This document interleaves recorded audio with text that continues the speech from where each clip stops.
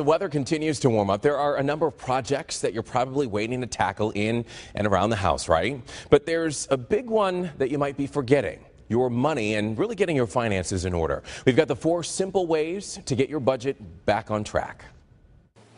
It's spring cleaning time, and while that means getting rid of any junk or clutter you've accumulated over the past year, it's time to also give your finances a little TLC as well.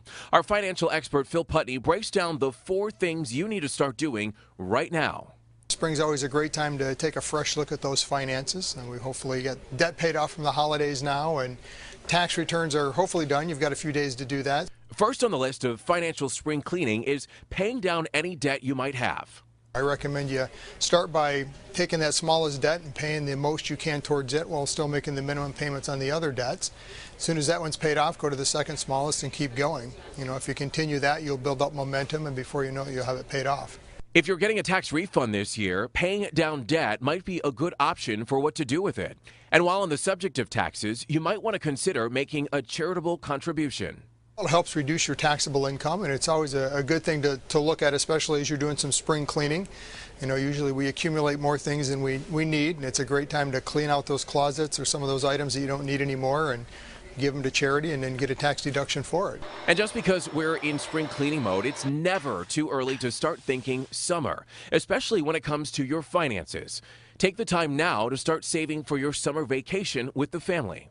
Before summer comes along, and you know, activities of summer tend to kind of take over, and you enjoy the summertime, so you want to make sure you've got your spring finances in order before you get into the summer activities.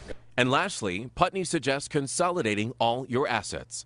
You left an old employer and you got a 401k sitting there, and you've got assets everywhere you really don't know what you have. So if you consolidate them into one location, it's easier to remember what you have and to monitor those and make sure they're on track with your retirement and your targets.